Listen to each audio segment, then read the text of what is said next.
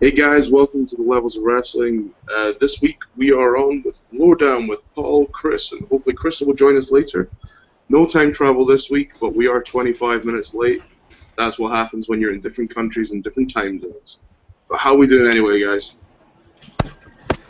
Greetings from the future, and apparently in a different time than you. We're time zone. 1 minute we're all in the same time, the next minute we're in a different time. Last week we're in a day before. You don't want to mess that up. Mm-hmm. Yeah, this is always certainly interesting when Americans change time before we do. Of course, yeah. Guys, let's get down to the nitty gritty then. How have we found this week in wrestling? What's really shone for you? Absolutely shit. In all wrestling or just WWE? In all wrestling. Wow. New Japan has the New Japan Cup, so that's really super awesome. Lucha Underground, they're having a kick-ass cage match tonight, so those two things are good, but anything WWE related pretty much kind of stinks right now. Yeah, I've gone on the record as saying that WWE is actually getting stale. Like, it's the same layout every week, it's the same show every week, there's not enough difference, there's not enough change, there's not enough happening to keep me interested. Oh yeah, you can't differentiate a show from last week than you could from 2 years ago. And what's worse is you can't differentiate a pay-per-view from Raw. Right. I mean, how fascinating felt like a good Raw to me, and I was like, well, this is sort of a situation where they've done a really shit job booking it. Yeah, the only difference is you don't get commercial breaks in pay-per-views, at least not during the match. So. I'll be honest, I didn't mind this week's Raw. There was a lot better things in it than usual. Could have been much worse. TNA at the moment's kind of hit a slump again. They kept my interest. The only good thing coming out of TNA at the minute is Drew Galloway. Yeah, they don't even exist to me. Yeah, and maybe even Bram. Bram's quite interesting at the moment. Someone pointed out to me, how awesome would it be if TNA countered WrestleMania by having a 3MB reunion? I'm not sure that would be a good thing to counter WrestleMania. Yeah, they're going to have, 2 people watch. That's like, let's have Woodstock versus T in the Park. Okay, most people haven't even heard of Woodstock. I haven't heard of T in the Park. Oh. I was going to say, who's heard of T in the Park and not heard of Woodstock? Something's wrong there. Yeah, like you said, Paul, tonight's Lucha Underground seems interesting. Good cage match going on. Always good work on Lucha Underground. Really enjoying that. Hell yeah. Admittedly, it's a bit spot heavy at times, but I'm okay with that. Well, that's what you get from Lucha. It's actually a little more toned down than you're gonna get from like AAA. So. Yeah, I kind of feel like at the moment Lucha Underground is what Ring of Honor would be if it was interesting. That's a bit harsh, but okay. Well, I really liked Ring of Honor's most recent pay-per-view, which you can hear a review of on levelsofwrestling.podbean.com. And in about a month's time, we'll be able to hear live on our app. And I hear a plug. A little bit. Jeremy8911 straight in with the show tonight. He said that, to me, WWE have made Reigns look like a geek the past 2 weeks by having Heyman cut these promos on him, but not interrupting. It's really weird what's going on. I don't know if they're trying to push. This is the main event. This is what's going to close WrestleMania.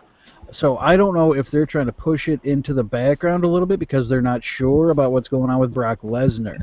That's certainly what it feels like to me. Yep, that's the only thing I can think of. I feel like they're pushing it into the background so that they don't feel like they put everything in and Reigns gets booed out at the end. I feel like at least they can turn around and say, well, we probably didn't build it as well as we should have. If they went full ham, it still got booed out. Yeah. The only other thing that I really thought it could have been is obviously if they're, kind of dumbing it down a bit, a lot of the focus tends to be on the IC title match, and that's not a bad thing.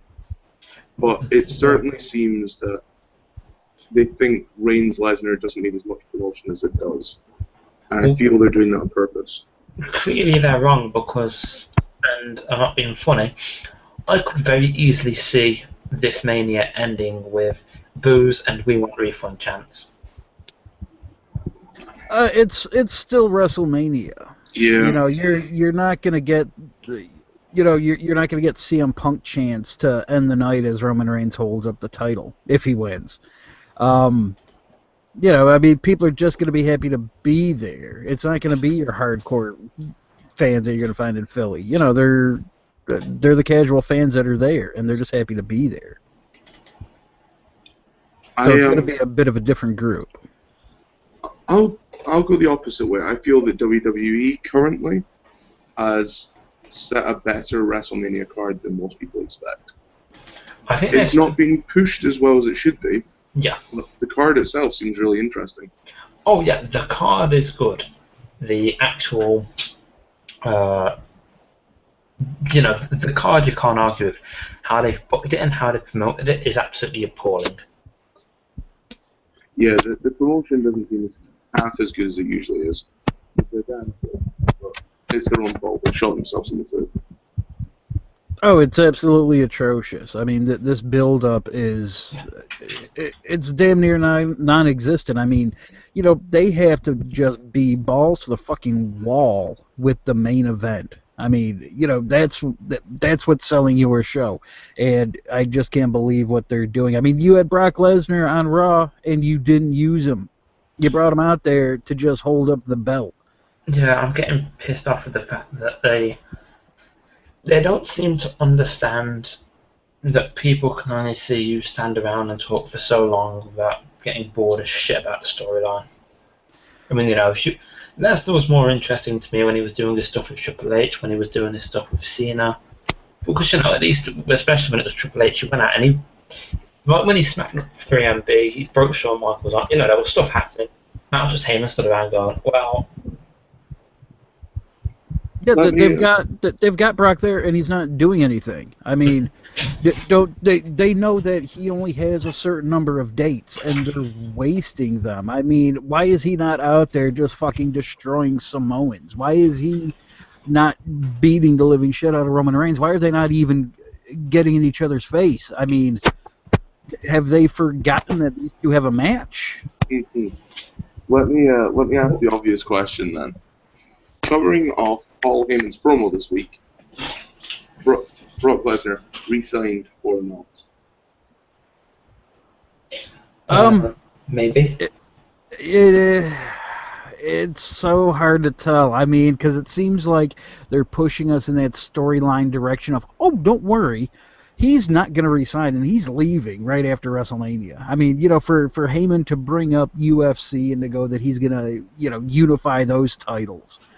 That almost says to me that it looks like Brock's going to be sticking around after Mania. You see, to me, it says the opposite. That to me says they want Lesnar to get booed at Mania because he's leaving, which means they'll cheer Reigns.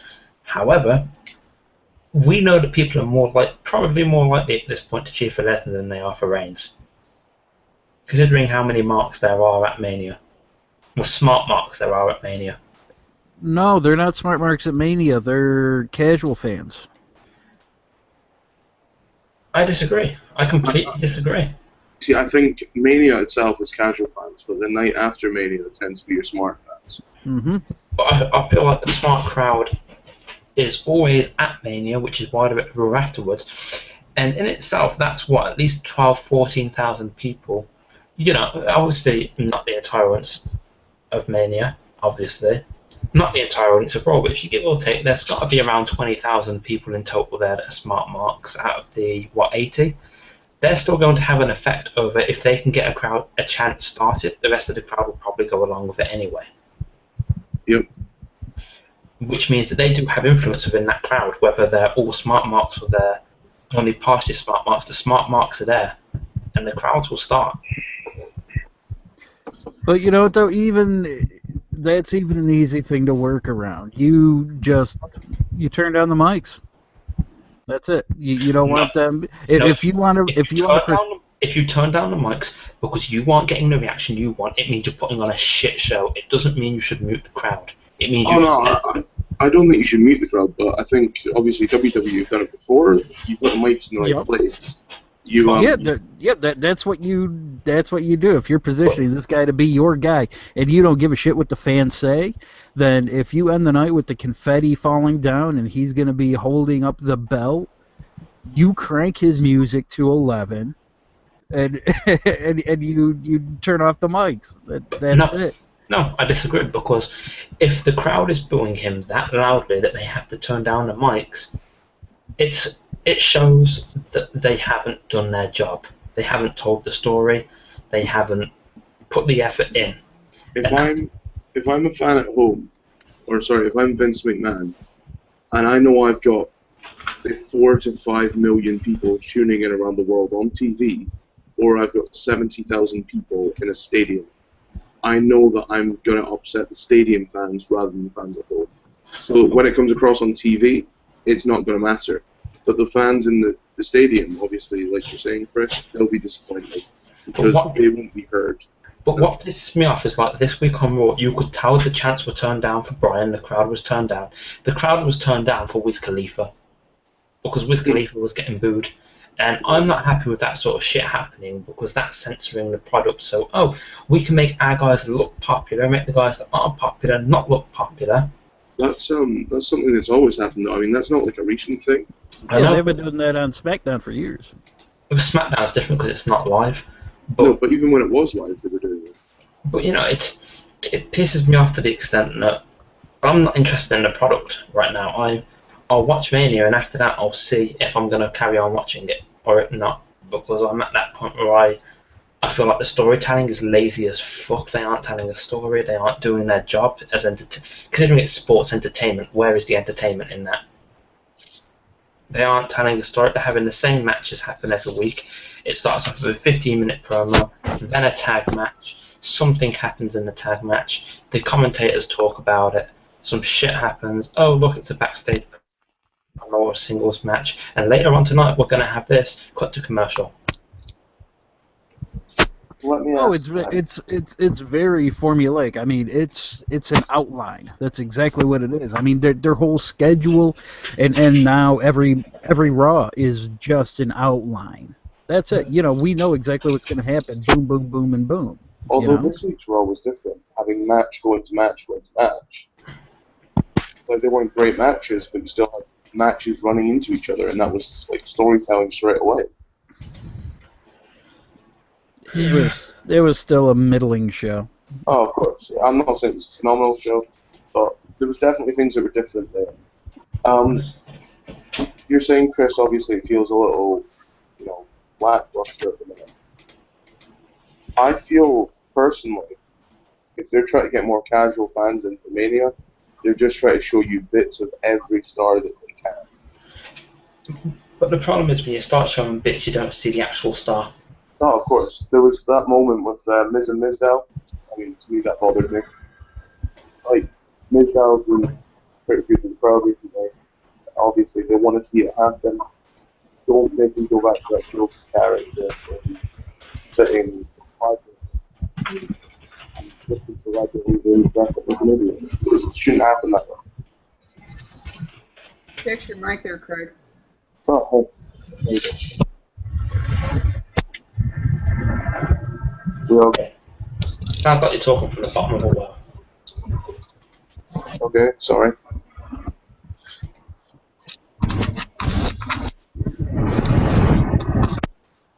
Better? We all good? There we go. That's much better. Don't know what happened there. It's unusual. No, like I said, with Miz and Mizdow, though, at the moment, they need to be capitalizing on that. They've kind of dropped Stardust and Gold Dust. I know a lot of people are okay with it. A lot of people aren't. There's just stories that could be finished that aren't finished.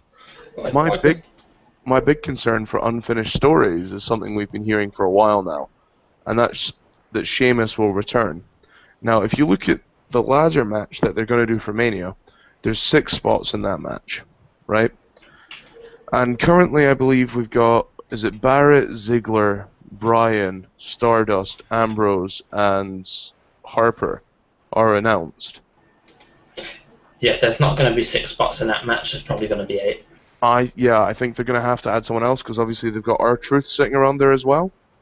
There'll be however many Vince McMahon decides to have. To be honest with you, it'll probably end up being fucking 13 now and then.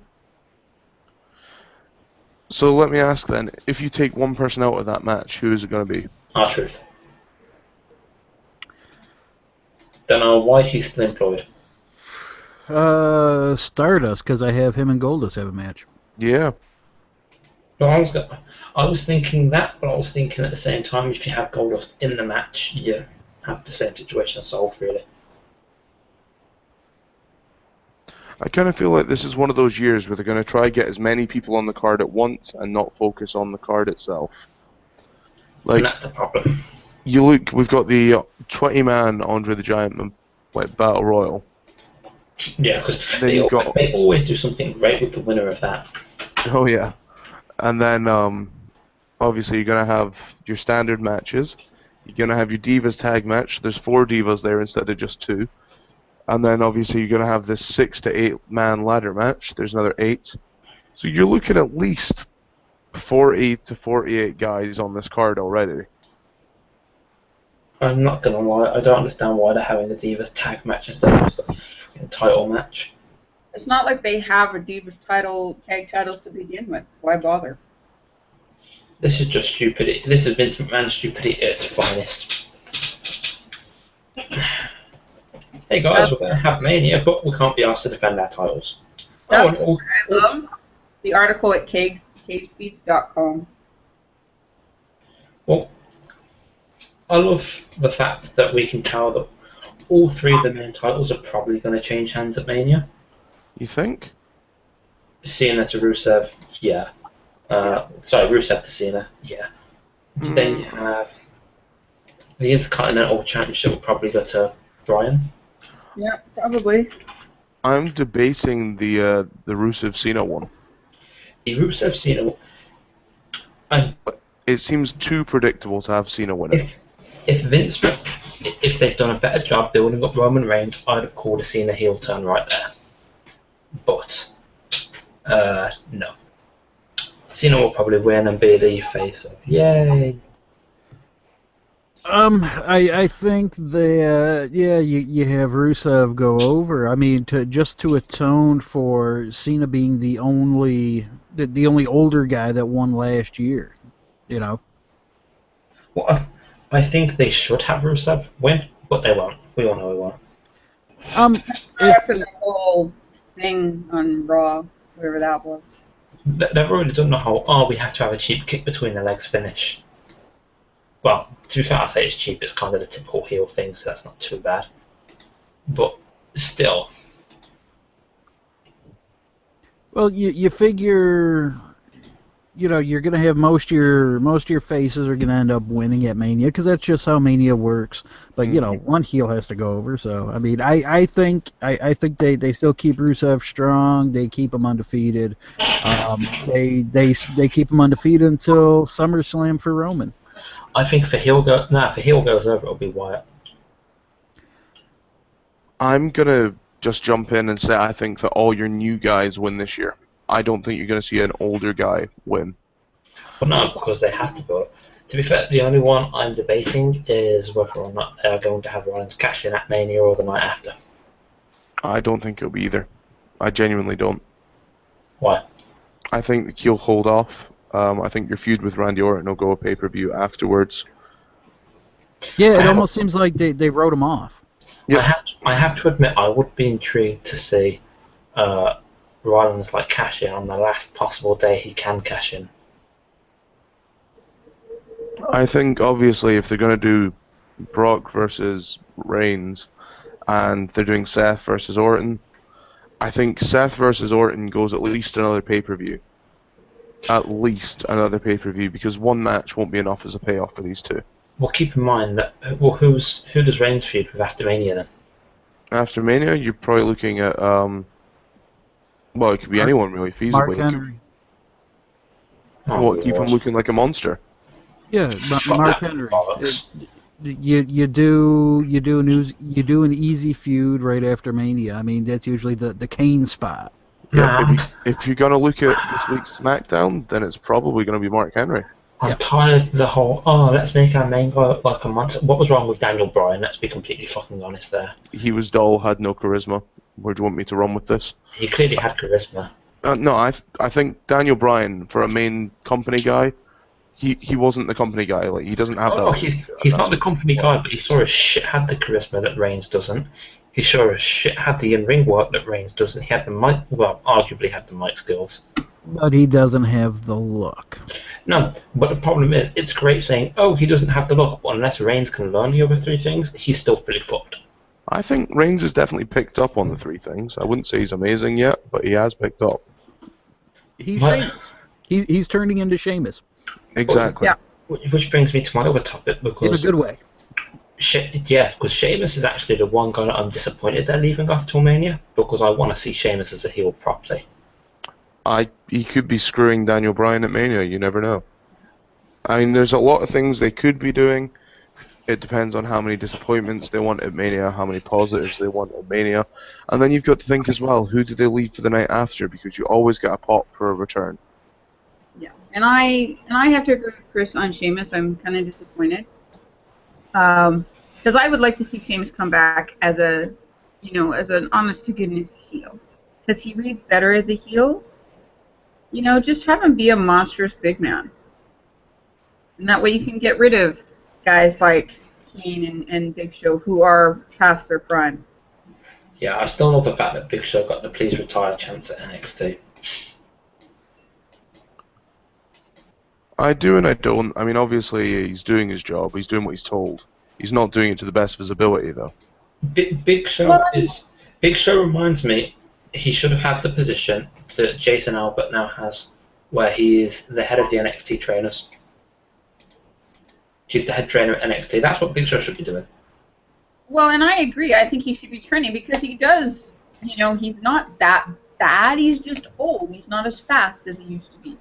But when it comes to and stuff, I mean, guys need to learn the proper executions, and I think he'd be very good at that. I would like to see, obviously, even if he was to go train someone, I'd like to see him train the bigger guys. Because there was a time when the Big Show could do a moonsault. I think a lot of people forget that. Well, and that's just it. To have him train the bigger men, to be able to do the more moves that would get pops, that, something that you wouldn't see a big man do. Because let's face it, that's what keeps people talking. It sure shit ain't the storyline. Well, we also need big guys for him to train. Mm-hmm. Because they could have a gambit. I don't want to see a whole bunch of same-size dudes. I have to Big Show training Baron Corbin could be interesting. That'd be interesting. That would be interesting. Speaking of big guys, how did we feel with the Kane and Big Show being told to go home, and then obviously talking about bringing a mask back? Like, Big Show asking Kane whether he would see the man in the suit or whether he would see the monster. If they bring the mask back, make it the original mask, for God's sake, or the half mask at least. Not that fruit roll-up edible panty thing he's been wearing. That's just wrong. Yeah, that just looked like complete and utter bullshit. But I was quite surprised that we didn't get well, mind you, it's not a March Town. If that was a March Town, I would have had a thank you, Stephanie chant. Wait, hold on.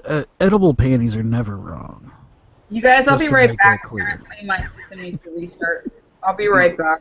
Just to problem, make that Krista. clear, Krista. Edible panties are never wrong. Well, unless they're on Kane. Yeah. See previous statement. And never. Kane ruins everything. Kane ruins everything, even edible gotta- panties. I gotta say though that I'm gonna tip my hat here. This was part of my heat of the week because I have this really awful feeling that Kane and Big Show are gonna end up turning face against the Authority. Yeah, think about it. Yeah, no, I thought one of them, like a feud against each other. You know how Matt Hardy and MVP had the competitive thing. I thought they were going to go competitive and then have them face each other at Mania, but I think it'll probably come down to those two in the Andre the Giant. No. It'll come down to Miz and Mizdow. I'd rather they didn't let Mizdow win that. I'd rather they did. Well, no, but what are they going to do with him? Same they did with Cesaro? Ignore him for a year? Yeah, he's Santino.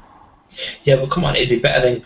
It'd be nice to see him go from the guy who cashed in and lost outright to the guy who won the Battle Royale. That itself is a bit of a leap. I'd be happy for that. I would be, you're saying about a face turn with the Authority, Paul. I would hope that Kane would turn, but Big Show wouldn't. Yeah. That I wouldn't mind seeing, but they Yeah. would have to put Kane back in the original suit. Yeah. I have to admit, I wouldn't be a big fan of seeing Big Show turn again. I don't want any of it. So, I mean, I would just be as happy for them both to just go away. How did you feel about the Bray Wyatt calling out the Undertaker segment? I loved his promo, but everything afterwards, it feels like I've already seen before. You know, we've already seen all the Undertaker's tricks. Yeah, we've seen this before. I mean, but was it cool? Yeah, sure. Was I jumping off of my couch? No. It was cool, but it was something that we've already seen. I didn't feel, obviously Bray Wyatt is holding his own, and my god, he's pretty much carrying this feud at the minute. Pretty much is. He is carrying it. Yeah, if Taker's not there, he's doing all the work. Yeah. I think we should have at least seen an Undertaker on screen, even if it was a pre-recorded promo. I think they're trying to hold off on. They say they're trying to hold off to make everyone pop. I think they're holding off on it because Taker's old. Well, I don't know if you've seen the videos of him working out with Michelle McCool. I haven't seen the videos, I've seen the pictures. Taker looks like he's bulked up again. Like, he's a lot bigger than he was last year. Oh, thanks for that. Like, yeah, he'll be good to go. I mean, but we're acting like we're surprised that they're going to keep him off till Mania. They did this before. So, oh yeah. So there's nothing wrong with that, but you can only hear the same promo out of Bray Wyatt so many weeks in a row. Granted, they're great, but you can only hear it so many times. You want the big comparison here? WrestleMania 20. They kept Taker off. They kept him off screen. No one knew what he was coming back as, and you kept hearing his music, and you would hear the chanting, and Kane freaked out every single time. Yep. But at least. But at least with that though, you didn't have Kane coming out there every week and cutting, four soliloquies each week, about the same thing. I question where they go with this now. Obviously, they have 2 more weeks before Mania. Where do they go with it now with Bray Wyatt? Because obviously, if Taker's not showing up, what does he do? He needs to lose his goddamn mind. That's what he needs to do. I would have liked for them for what happened on Monday. I would have liked for that to have happened the go home show. Yeah. Because I think that would have been pretty effective. Because now, what do you do from here? You've already seen the lightning bolts. You've already seen the tricks. Unless they're going to actually show Taker, which I don't think they do. And I hope they don't at this point. Where do they go from here? It feels like they've kind of peaked with that. I question, obviously, if they're now going to have Bray Wyatt in a graveyard segment, whether you get maybe something from the Wyatt compound.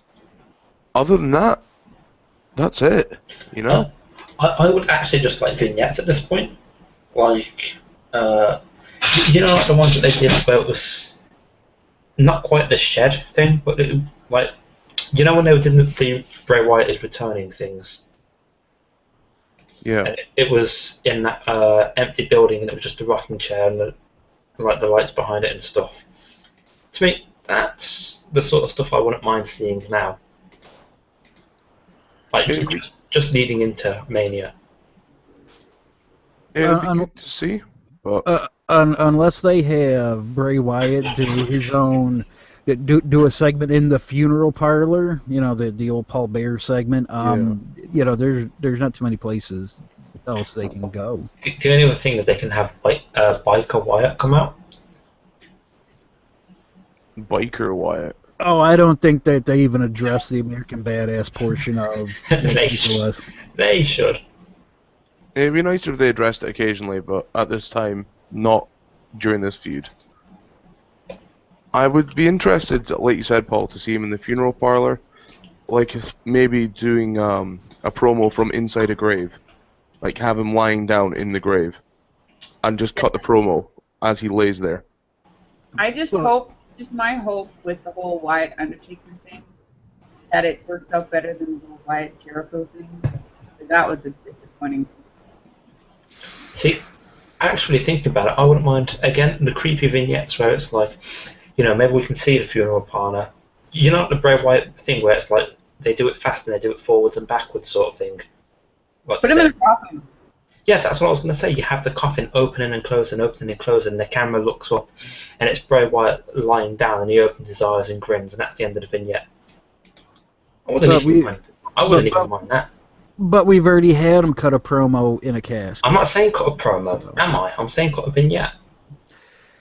He doesn't even have to talk. Yeah, it's just a vignette that's played on the screen. It's not an actual in-ring promo. It's like the vignettes they did when they first introduced him, and all you saw was these creepy lamb mask and these guys sitting in the country. Yeah. He doesn't actually say anything. I think they've already peaked with it. I question they have. Like, obviously, this is a feud I was really looking forward to. Welcome to WWE Creative. Yeah, they peaked 2 weeks early. I mean, it's like prom night. But to be fair, if this is the peak, then they've done a piss poor job anyway. Oh, you like that one, Paul? And this is where my confusion comes in. Is that, like I said, I'd look to see what the requirements were to be a writer, and you need like wicked experience in whatever. These writers should know how to pace a story. Oh, but the best thing about that, Krista, is it doesn't say that you need to have a love of wrestling. It just says you need to know the product a bit. The product. So they should know at least about pacing. And I think at some point somebody should say to Vince, quit mucking it up. Quit sticking your fingers in it. You're either in it at the beginning or you don't touch it. Or better yet, you retire and let somebody else hit the fuck over. Yeah. Still time. Really, honestly, they should be hiring soap opera writers. Honestly. They are. No, they're not. They're hiring some second writers. It doesn't matter though. I mean, you could have Joss Whedon back there, writing the shows. But if you have an idiot that's just putting an X through everything and rewriting it as the show is going on, it doesn't matter. Problem's at the top. That writers the caliber of Joss Whedon aren't working there. It wouldn't matter though. Well, they're obviously not, but because it they wouldn't would have matter. walked away. Exactly. Why do you think that there's so much turnover there? I mean, that place stinks. Yeah, no, it does. I imagine to work there, like, a lot of people grow up saying, like, oh, I want to work for WWE, I want to work in the creative department. No, you don't. Don't. You get injured. If you work for WWE, working like stage shut-up. I wouldn't really give a shit because I'd just write up the scripts as much as I can, and if Vince McMahon says no, I'll be like, alright, rewrite. But that's it. How many times can you do a rewrite before you feel like shit and that you're undervalued? And if it keeps going on, I say, well, how's your viewership going? Because let's be honest, it's dropped 1 million in the past year. And yes, DVRs may be responsible for 100, 200,000, not for 1 million. No. It'll be interesting, obviously, to see how things go round about Mania time. Between Mania and SummerSlam is kind of that peak where it'll dip a lot, because your casual viewers start tuning out again after Mania. So they've got to learn to hook them straight away. Yeah, but they should be hooking them now. They should be pulling in high 3s and 4s right now. Yeah. Oh, of course. They shouldn't be pulling in a 3.5. I honestly would love to think that they'll stop doing things like Hogan Appreciation Night, or, throwback Raws and Raw Rewinds and things like that. I don't mind the throwback Raws as much because they don't actually do much. Like, it's just a theme, generally speaking. Yeah. It's when it's featured around one person. Like this week, obviously, we had Wiz Khalifa, and he was in at least 3 segments. I don't mind Wiz Khalifa in the backstage segments. When you have him out performing, which isn't even related to wrestling, then yeah, I have a problem. The only way was, And I I think was thinking, like you know, when they do the old school Raws and you have the guys that used to be come back for and they do a spot and everybody pops. That's fine if they're doing a segment in the back or even if they're doing a spot in the ring, with the exception of Piper because he's lost a step or two. Sorry, Roddy. sucks. You know, it's painful to watch if they're not moving as much. But if they're doing like the backstage shtick, why not? Because they're not really impeding the in-ring storyline. Yeah. They're just they're like the guest starring role, you know? Why not have them come back and do the shtick? I don't mind those segments if they're not in the ring. Because let's face it, a lot of them should never be in the ring again. Including Ric Flair. And let's face it, if this was the UK that show had happened in, and they had someone like I'm trying to think of some British artist they could have had come in, we still would have booed them out of the fucking building. It probably would have been Professor Green, if anyone. If they'd had Professor Green in England, we would have booed him out of the fucking building. Yeah. Because we would have turned around and said we want wrestling. And people probably would have been throwing things at him if they could. Like, Jesus. It almost strikes me as they're taking a chunk out of some guys, you know, one of the writers, and then they're taking a bit from another writer, and then they're taking a bit from another writer, and trying to put it into some kind of cohesive viewing. And instead it's ended up like Frankenstein's monster. Yeah, that's exactly what, and not even a good Frankenstein's monster. It's some patchwork dodge. Karloff Frankenstein. Yeah, it's a patchwork. It's a patch. Yeah. It's a patchwork dodgy, put together, randomly thrown together. A piece of garbage that they're turning around and saying, oh, well, people will watch this, and they're definitely going to buy our best pay-per-view of the year, because that can't possibly go wrong. So, talking about thrown together, I want to kind of hit off on Sting's voice. Oh, shit. I knew this was going to come up. Yeah. What the hell was that, by the way? That was his voice modified. I hate it and I love it. I hate it and I love it. I looked. On you go, Chris. I'll let you speak first. I was going to say, I love it, but as soon as he gets given the microphone and opens his mouth, they're fucked. I don't think he will ever open his mouth at this point. Really? Yeah, I don't think they'll let him speak. I was going to say, I don't see them letting him speak before Mania. Afterwards, if he feuds with like Undertaker or something, like the rumour is, then yeah. Paul, I don't know if you recognised it. It was very Black Scorpion from WCW. Oh, whoever did that voice, and I heard that it was Dolph Ziggler. He is no Ole Anderson, so. Oh, you see, he is I no took Black his name as Scorpion. Chris, in that it is the same voice deepened, and there's bits that you can hear it kicking through. It is Sting. It's not actually Dolph. It is Sting, but they've deepened the voice artificially.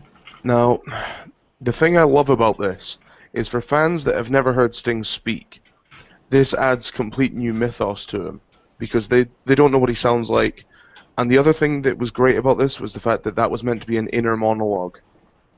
That was meant to be an inner monologue of Sting speaking to himself. So it was kind of like the old Jeff Hardy inner monologues that they did in TNA because they knew that he couldn't speak on live TV. That's exactly what it was. Yeah, guess what? They stunk there and they stunk here. Yeah. Tip of my hand again. Another part of Paul's Heat of the Week. Sting's voice. Yuck. What I liked about it, Hated it. and that was it. Now, what I hate about it is the fact that if Sting does open his mouth, like you said, Chris, he sounds different. People will go, well, what the hell was that? This only added to the fact that they're worried about putting Sting on TV. And that's a bad thing. Why are they worried about putting Sting on TV? In the ring, I can see, but why just on TV? Because it's Vince McMahon. Oversaturation. Yeah, he shouldn't talk. I completely agree. He shouldn't talk, but they totally undersold this whole thing. Like, this is something that they should have built up until the Go Home show. They should have been hyping this guy. Hey, guess what? We have this tape from Sting. We have you will hear from Sting. And you build it up for a couple of weeks. That's how you build up to a show, right? Yep. Yeah. Okay, let's make it It's sure. like coming attractions. I mean, how excited do we get for movies when we see, they leak the trailer or, you can only see the spots every so often, but it builds excitement. Yeah, and that's just it. I mean, look at the Avengers, right? Best Right. example in the world. They release a poster 2 years before it's going to come out, just to let you know they're going to announce it. Then they announce it. Then they have a panel of people talking about it. Which Then was on top of that, they release a 20-second trailer. Yep. And then they're starting to release the posters because I think it's out this year. Yeah, it's out in May. It's out in May. But it's out in April for us. I thought it was May 1st now, Chris. No, Yeah, it's, I think it's April for us. Interesting. We get it before Blue Moon. We see the posters and you're like, so they'll do a poster of Captain America, then they do a poster of Black Widow, and so on and so forth. That's what WWE should be doing. Like, if you know Sting is not going to be in your first 2 pay-per-views of the year, fine, great, but you can still build toward when you know where he's going to be. You know he's going to be at Mania. It's Sting. Of course he's going to be at Mania. So build to it. Don't give us some shitty little thing in 4 weeks. Yeah. Let's face it, folks, the pay-per-view is the Sunday before Good Friday. To be honest, the only time I've ever seen a short build work, and you guys are going to flame me for this, was Punk and Taker, which happened after... That was perfect. That was perfect. I was going to say that was... a lot of people were like, oh, it's not long enough, and even I at first was like, this is going to be shit, it's not long enough. They did some amazing shit in that build. Like that. They lucked into it. Yeah. It was short, sweet, and they both jumped into it with both feet. But just imagine how that story would have gone though if Paul Bearer wouldn't have passed away. Imagine how. To be fair, they still would have done something. To be fair, but it still would have been interesting. He still would have had the urn. It just wouldn't have been the supposedly Paul Bearer. The part that gets me is I would hate to think of what that feud would have looked like if they'd done that at this show. But let's say that match never happened and Punk was around and they decided to do that feud this year. It would have been dog shit. Yeah. It probably would have been dog shit, to be honest with you. And I'm like, you would have had a lot of the same things that Bray Wyatt's doing now. Yeah. And that's the problem. Well, they're relying too much on these part-time guys. I mean, and when you have these part-time guys, you have to have somebody doing all the legwork in these feuds, and it just makes them feel a little hollow. Well, the thing that gets me, and this is what I don't really understand, the rumours are that they believe the sky's the limit for Bray Wyatt. I feel like he's already peaked. But I feel like this is Bray Wyatt now. I think there's another side to Wyatt that they're yet to show. Like, they've shown Bray Wyatt as a heel, and they've shown him as the tweener. They've not shown him as the face that can happen, but I would rather they didn't. They've also not shown us Bray Wyatt with any other kind of... He's a very two-dimensional character. They haven't let him jump into the third dimension yet, and that's when things will get interesting. Do you guys remember when wrestlers used to be allowed to cut a promo and look at the camera, like the close camera in the ring? Yeah. Yeah, I loved it.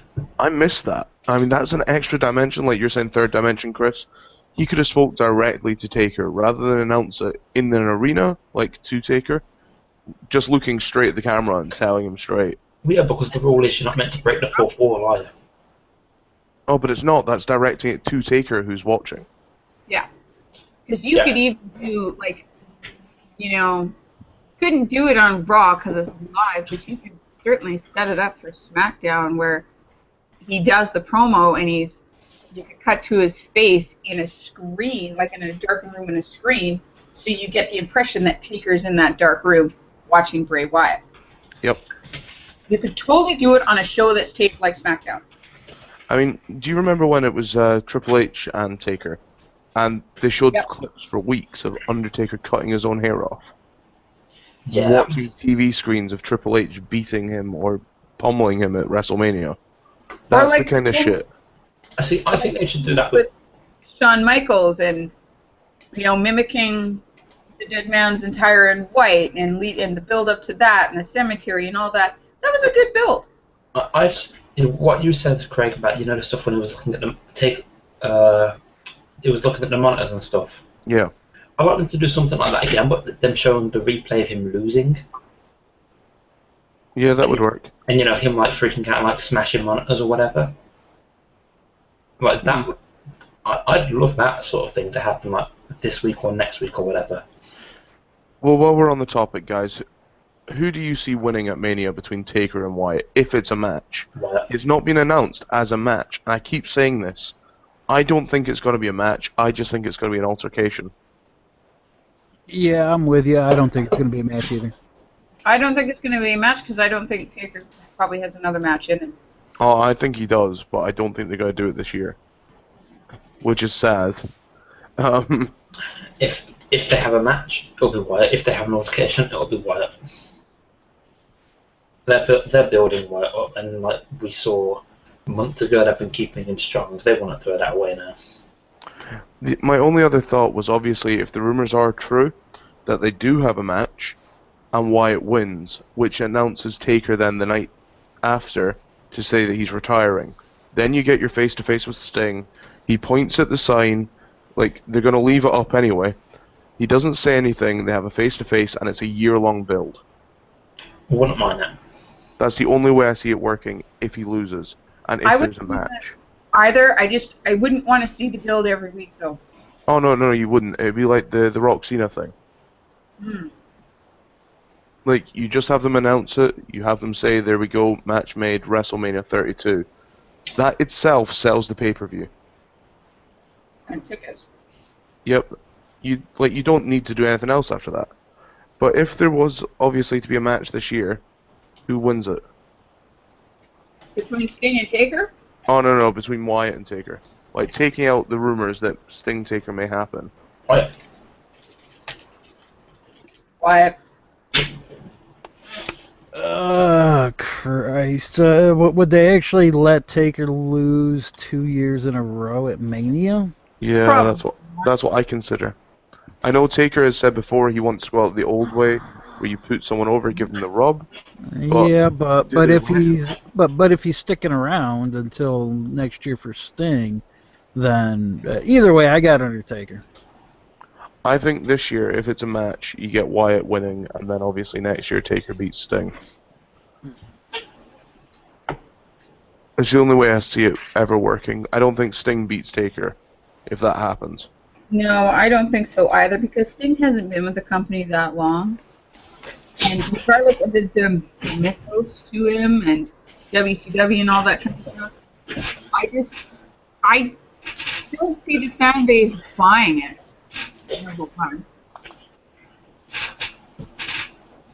It's unusual. I mean, obviously it's one of these situations they put themselves in. I'm not really sure what they're going to do with Triple H over the next 2 weeks as well. I mean, do they keep him off TV? Do they just let him go train? What do they do? They'll do a vignette of him training or something and say he's preparing for the match.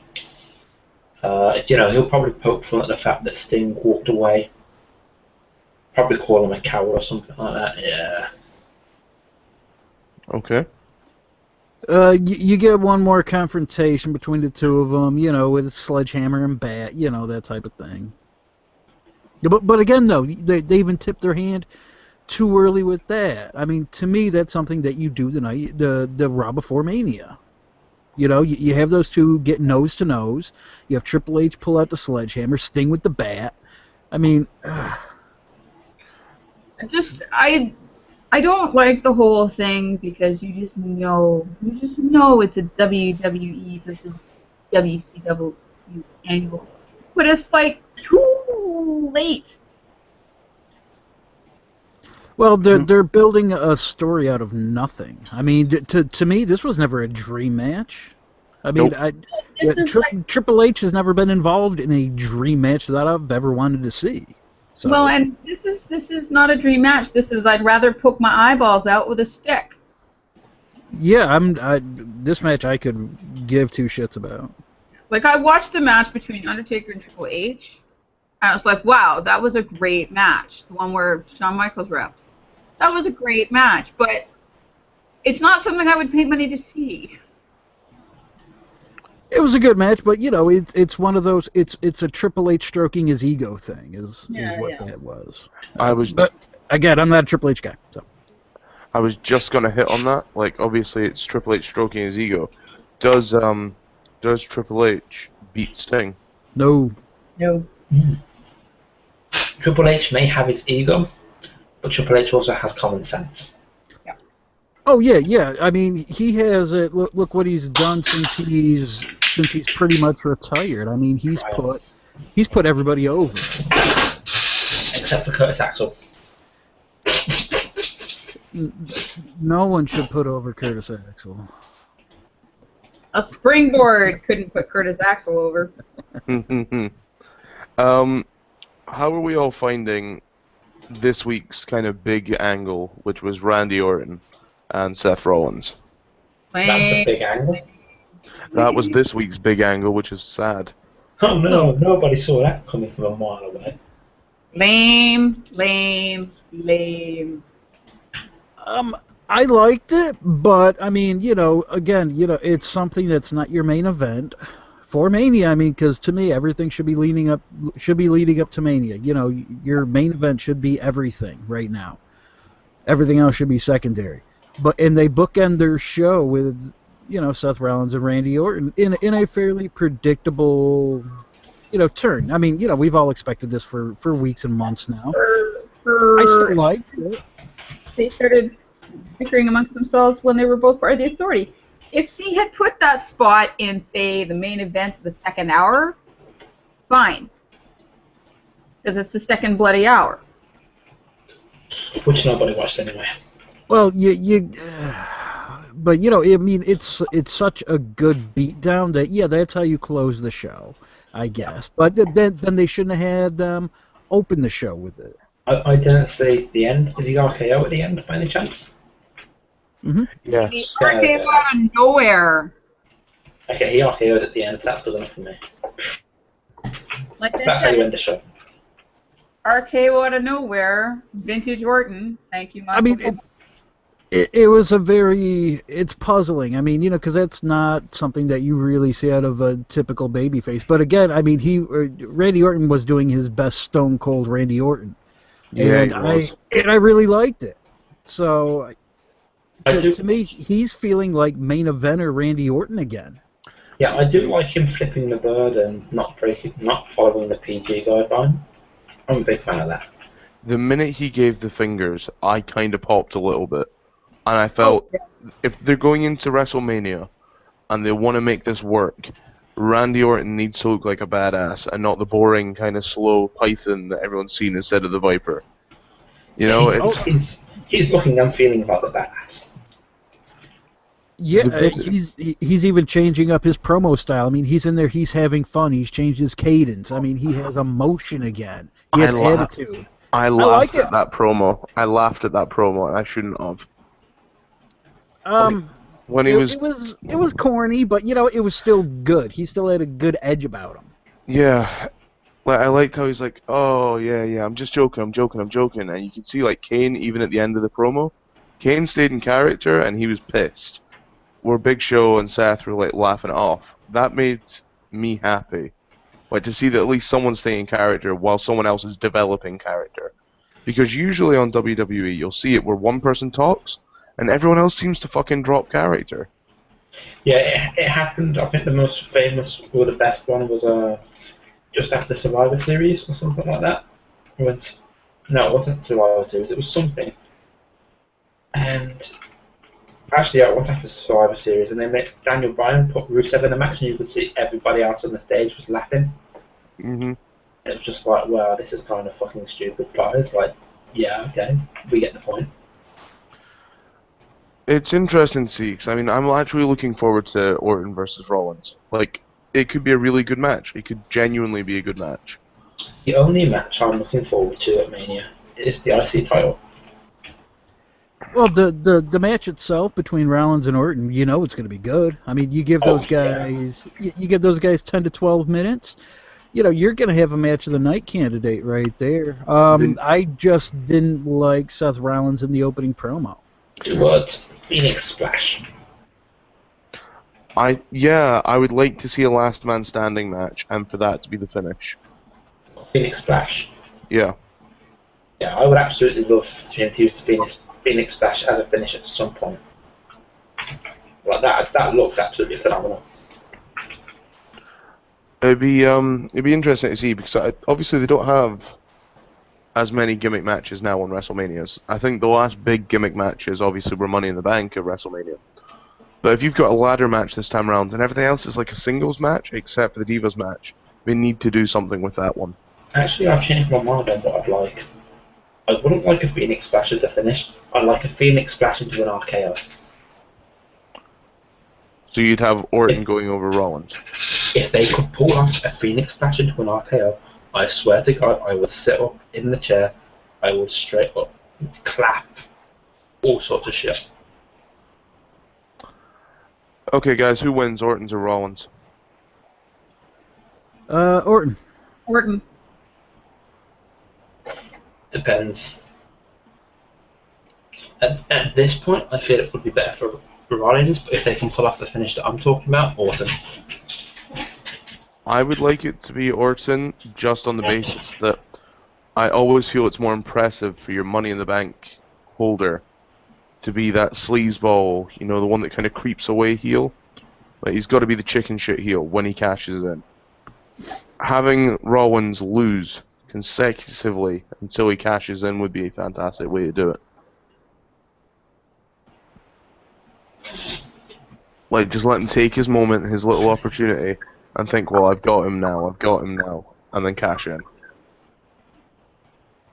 Yeah. So, as we come into the second hour, guys, I just want to let you know, if you're listening in, you can always send in your questions. Be sure to tweet directly at us at LevelerLOW, and be sure to go and give at Just Saying, at Mind of Carnage, and of course at Ringside Ramblers a follow as well. And be sure to check out their shows on levelsofwrestling.podbean.com. So, guys, as we come into the second hour, let's hit up with Pop and Heat. Krista, what is your Pop and Heat for the week?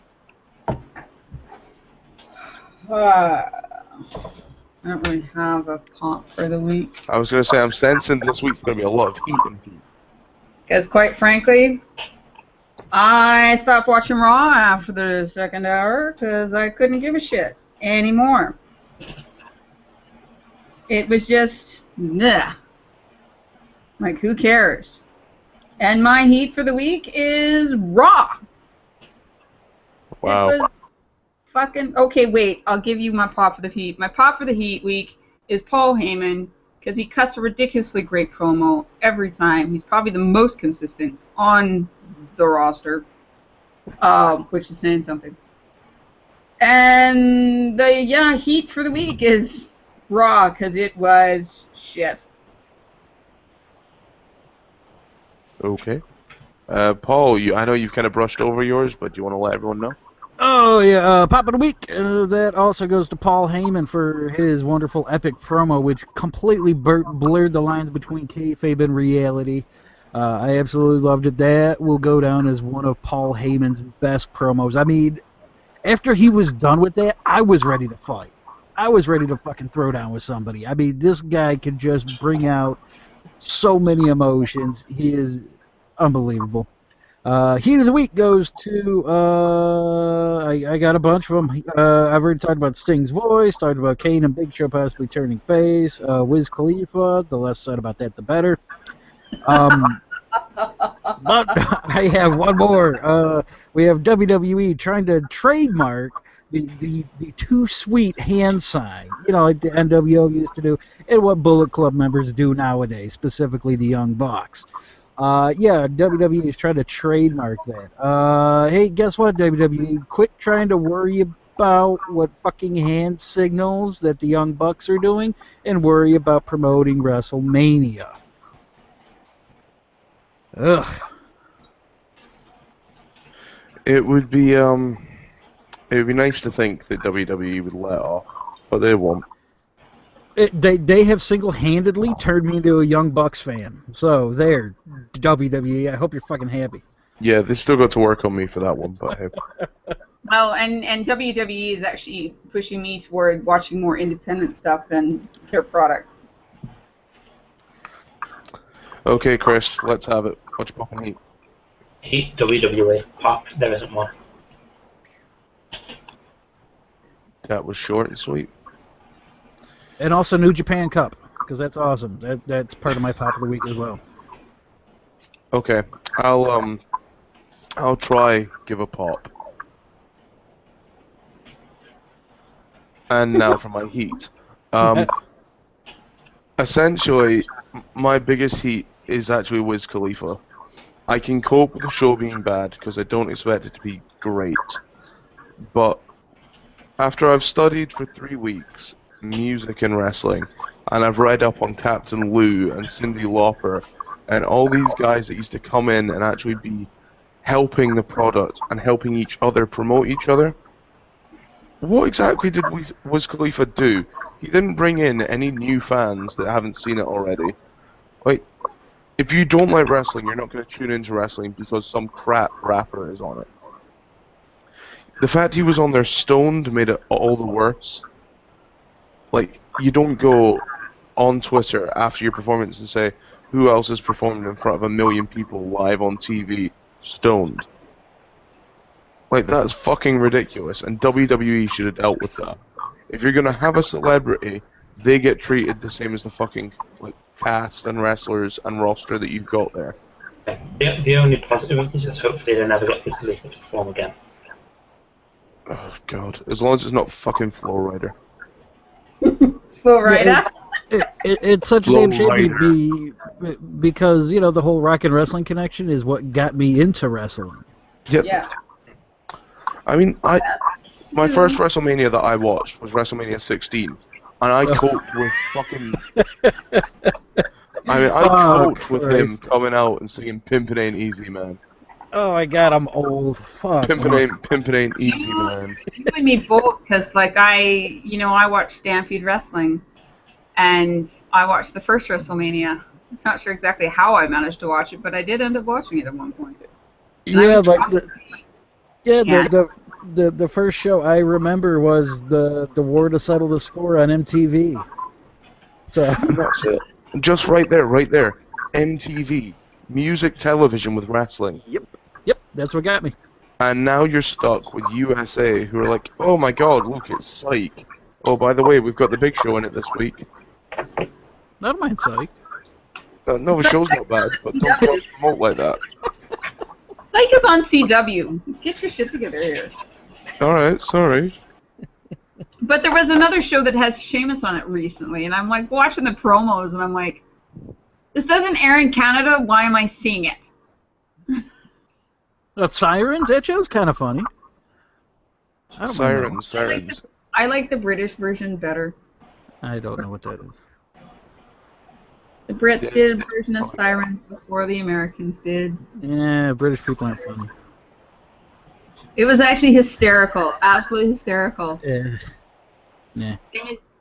The original Life on Mars was British, and that was fantastic. I don't even know what that is. You'll love it. If you ever get to USA! USA! Fight me. Okay, guys. Speaking of your USA chants, that was a nice little segue. Thank you, Paul. Cena Rusev. Okay. This feud is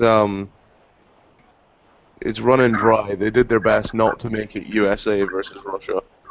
How'd that work out? If I had a sound effects board, it would be snoring. But that's what it should be, though. It should be USA versus Russia. I don't understand. It's boring. It is boring. Yeah, when it's been done 9 times in a year, that's what bothers me. And it is not new. I mean, we all remember, Hogan versus Nikolai Volkov. Yep, and then Hogan versus Slaughter a few years later. Or Slaughter versus Volkov, or Slaughter versus the Iron Sheik. With the turned-up boots, those always cracked me up as a kid.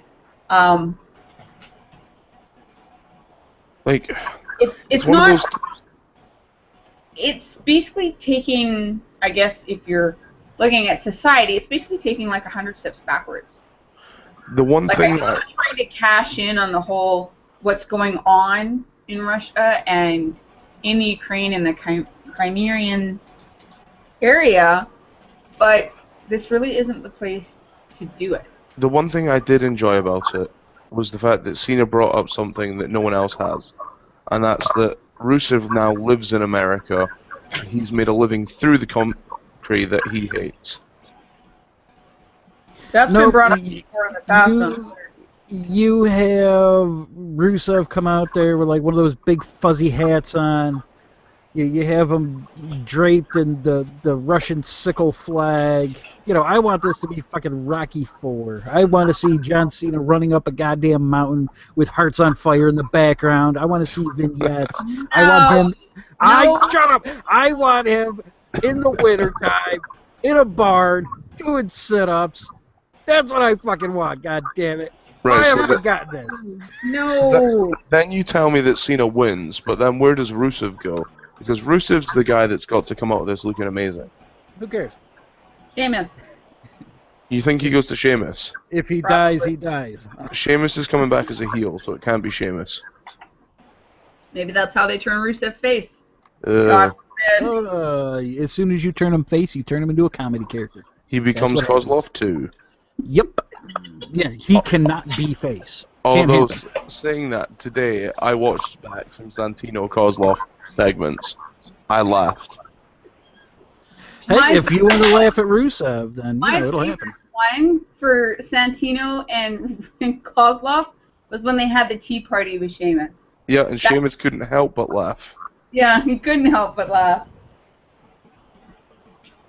I mean, I don't mind wrestling when it's, when it's bad and it's like that, because at least you know they're having fun. Yeah. When it's bad and it looks like they're hating it, I don't want to watch it.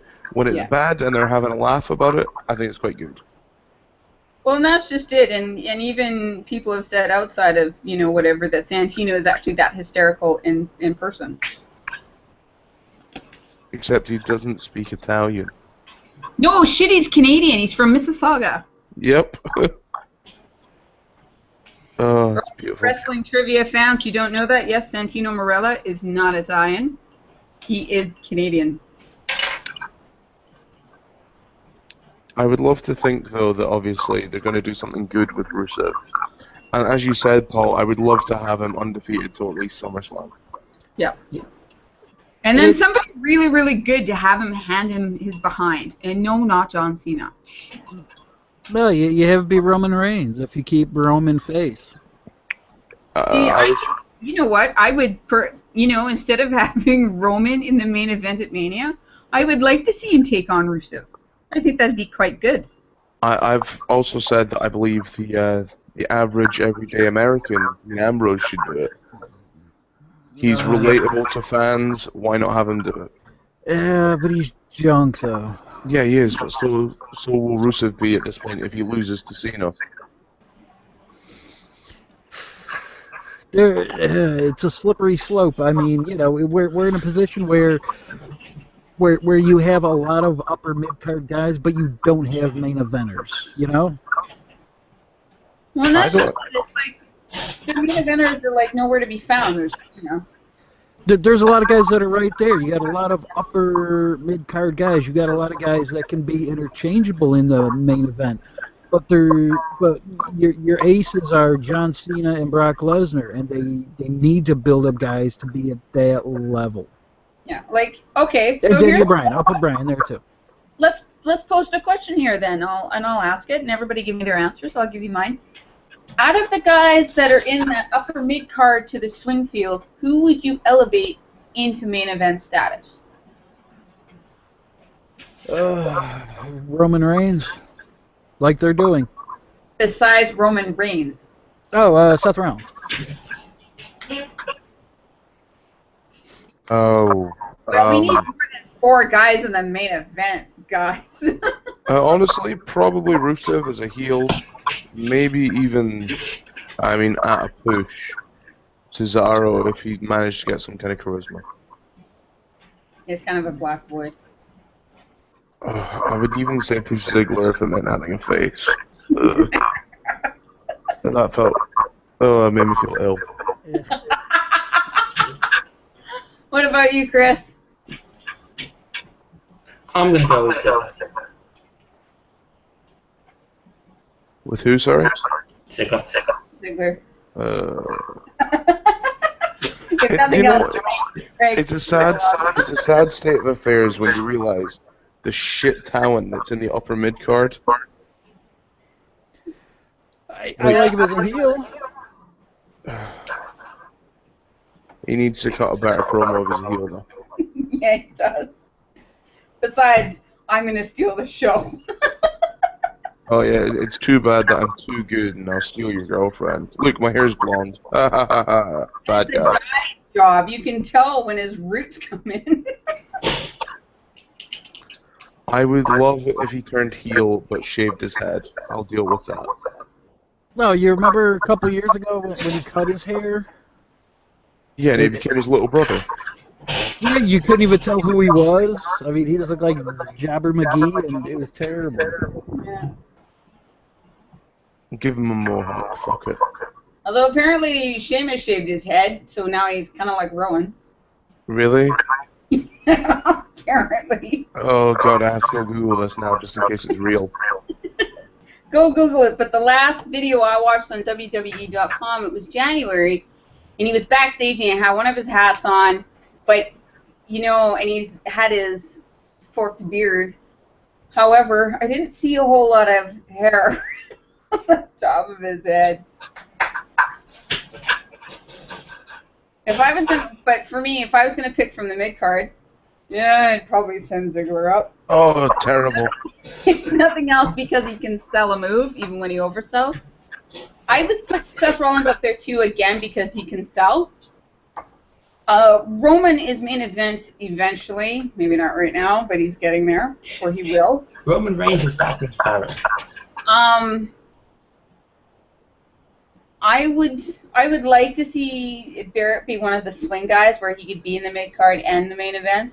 Doesn't necessarily mean he has to win all the main events, but just to kind of be one of the guys people have to beat. But everybody's beat him. Well, yeah, and I'm really pissed off about that. I'm like, he holds the title. You should get him to win. That's the whole point. Fucking morons. Excuse my language. I've had a really bad day at work. I'd like to see Sheamus come back to the main event. I think Sheamus is probably going to get put straight into the main event. I hope so. And I wouldn't mind seeing Orton as a heel come back into Like his element. Psycho heel, or? Well, you know, like when he was in the Legacy, and he was just so despicable. You just hated him. I like Stone Cold Randy Orton right now, so. Yeah. I've just seen the photo of Sheamus and I'm fairly sure he's bald. Wow. I know, right? So maybe him and Rowan are going to have a tag team, the Bald Gingers. Make me sad. Because that's basically what they are. Two brothers from another mother in another country. It's not quite the same. And they're both pasty white. So I could see them getting Rowan to drop his trademark jumpsuit and get in the ring with matching trunks with Sheamus. And they could be the Celtic Chieftains. Okay, guys.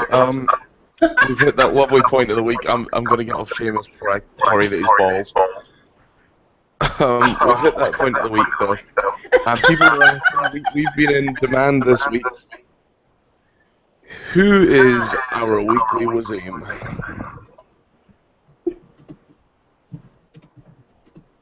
Who have we got? Because I've at least got one. I'm getting a wicked echo from somebody here, so. Yeah, I think first have you got your volume up? Hello. Yeah. I don't think so. There we go. Okay. Nope, still. Interesting. I wonder if it's Chris, is it you? Someone speak. No, it's wow. What was that? Okay, so are we getting echo still? Nope. Hiya. I am a little bit, yeah. Chris there. Okay. What? This week's weekly wasim, who have we got? I don't know. Go for it. I'm gonna go ahead and give mine to Boz Johnny, and that's spelled BOHSJOHNNY. I had no problem with the guy until all of a sudden he starts talking to me and told me I'm an idiot because I made a joke about Rey Mysterio's knees. More importantly, I didn't make a joke about Rey Mysterio's knees, it was more of his expenses, and obviously this guy took it personally like he knew Rey. Maybe he does. Well, maybe he does, maybe he doesn't. But if you've not came across some kind of Rey Mysterio knee joke on the internet, where the hell have you been? Like, Go back to the rock you're living under. him, Kali, and Kevin Nash are all in a corner crying about injuries. I mean, Twitter is not the place to be if you're going to be a sensitive guy. Go home and rethink your life. I gotta say, I've been muting and blocking people a lot lately, so. I also have done that. I've been ignoring them. I try. So far, nobody's really pestered me. Really? Mm-mm. Oh man, I get some bad ones, but it could be much, much worse. Well, after some of the stuff I've got sent to me, that shit's nothing. LK Wrestling Review says that Wasim equals Twitter's John Cena. Only children and, well, what I would say a woman, but you know, like him. That's assuming that people actually like Wazim. I find it tough. I mean, obviously we've been harsh to this guy, but he's an idiot. Don't trust him. If I don't trust us, don't trust anybody. Stone Cold had it wrong. Trust Paul. No, don't trust Paul. Hashtag trust Paul. That's right. Believe in Paul. Yes, Paul, who has a page on Tumblr. You have a Do page I? on Tumblr? I don't know. I might. Yeah, because I did a little plug for the with the banner that Minor Carnage did on my, because I have a Tumblr page, and I put on there follow people on Twitter, and I went to put in Paul's Twitter, and it kept coming up as a Tumblr page. Well, we both learned something today. And it's under your same username for Twitter. Hey everyone, go over to Tumblr and get a hold of Paul. I guess I will go on there and get a hold of myself. Yeah. Yes, and that was intended to be as sexy as it sounds. Wow, that was an evil laugh, Krista. I've had a very bad day at work, what can I say? Yeah, it's one of them good feelings. Yeah. I have a weekly wazine for people. I try my best not to get a weekly wasim, and it's been okay recently, except for that one idiot, at least once a week. It's like someone waits until maybe the Monday of Raw, and then all of a sudden they go, oh man, do you know what's coming up? Lowdown, and I want to get my name on a show. So I know what you guys are You're like. now added to the wall of shame. We don't have a Hall of Fame, y'all. We just have a wall of shame. A wall of shame. It's all shameful. And we use the same picture for everybody. It's the picture of a dickhead. Wow, I was just going to say it was Vacant's photo, but that's fine. Didn't you know? It's a dickhead. It's a PG word, isn't it, dickhead? Yeah, well, we're not even PG anymore, it doesn't matter. Yeah, as long as you put a space between the two. Dickhead. Yeah. Change up the inflection on it. Oh, I got really excited. I didn't tell you guys. For those of you who have listened before and got used to the show, obviously we haven't heard from Rensis in a while. And Is he someone still alive? Yeah, well, someone tagged me in a tweet with him the other day, and I got all excited because I thought he retweeted it. Did he? No, he didn't. He did not. That made me sad. I am starting to get a little worried about him. Oh, I think Rusev got him. Rusev got him? Yep, that's it. He's an international spy. That was the only other option. And Rusev got him. I think the boogeyman came to get him. So, that's what I think. Yeah, I think no, he's he was in jail. going to get you. And Wyatt, apparently. Well, So, I'm Rensis, not if you're I've got listening, Rensis. could you, like, touch base with somebody? He ain't going to touch base with nobody. Okay, touch base with me then. Alright, we'll not use the double negatives. Oh, I got asked a really interesting question today, guys. What do you feel is the most violent weapon used in wrestling? I'd say anything with nails or barbed wire. Yeah, whatever that thing is that Abyss uses. Yeah. What is her name? Janice. Janice. The big stick with the barbed wire or the nail sticking out of it. I'd be tempted to say the light tubes that CZW use. They just like explode on impact. Yeah. Yeah, but have you seen the You'll get damage like they do? you'll get some shards in your skin, but like the clubs with the, like what I said, with the barbed wire, razor wire, and then the nails or whatever, that can like render flesh. Like if you don't hit it just right, that could like rip big chunks of flesh out of you. Thumbtacks. Yeah, thumbtacks are bad. I've seen Ric Flair pull them out the back of his head. Yeah, they friggin' hurt. I've stepped on one. That's Yeah, thumbtacks. for an ouch factor, yeah, thumbtacks are pretty. Yeah, it's pretty good. I'll give an honourable mention to Bubba Ray Dudley and his cheese grater. Yep, cheese graters hurt too. Like, no one wants a cheese grater to the balls. You don't want a cheese grater to anything. Take my word for it. You sound like someone who's speaking from experience. I am. Canadians. Crazy as hell. Kinky as shit. I tell you what, I was trying not to say that. Just Okay, kidding, so all you listeners out there. We got a question in from Kim Joyce. Okay, I have a question. Why the hell did WWE give Wiz Khalifa more TV time than the Divas? Because it's WWE. Because it's Wiz Khalifa. Did you see that Divas match? I think that summed it up. Yeah, that thing Because was you just. know the Divas match is a toilet break for a lot of viewers. Oh, it was bad. This week was like worse than usual. I mean, it was AJ going at half speed, and Summer Rae was terrible. It was real bad. Summer Rae is terrible anyway.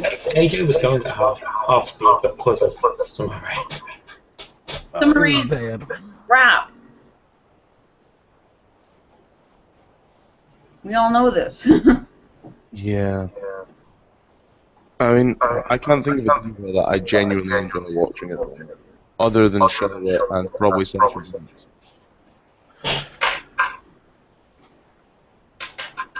Yeah, it's in a lot of cases I watch the matches, and I got something else I could be doing right now.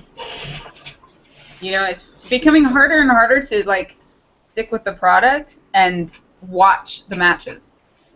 Because essentially, it's like, take for instance John Cena and Randy Orton. You pretty much know which 5 moves they're going to break out. You don't even have to watch the match to know how it's going to end. So you can just read the cheat sheets or the dirt sheets the next day and find the results and kind of go, hey. And everything else, if you want to see it, you can go look on YouTube for the greatest hits.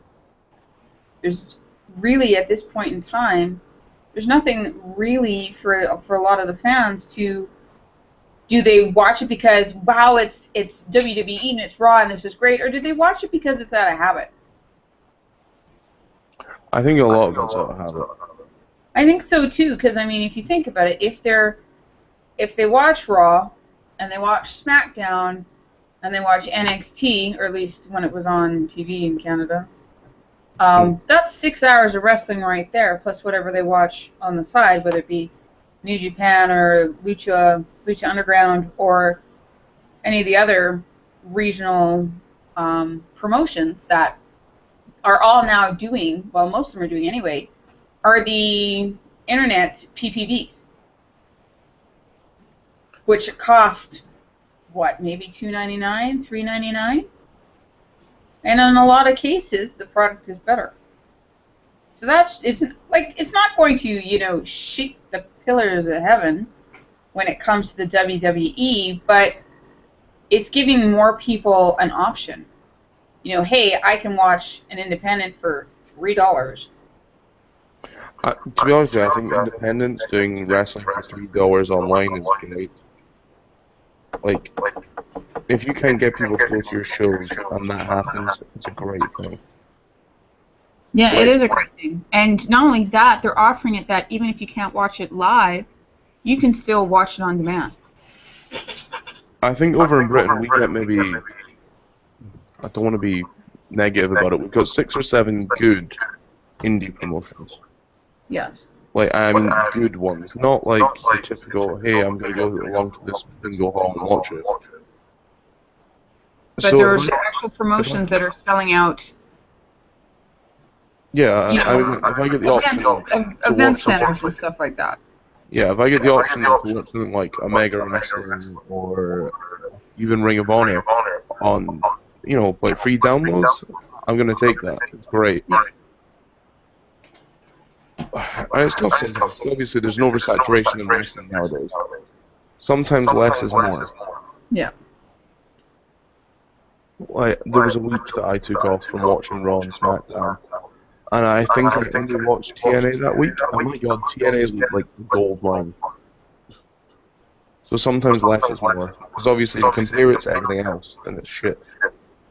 Well, and I think, and for me, because I look at WWE as here's the top of the food chain, and then you have TNA, which has the potential to be good. They're just not good.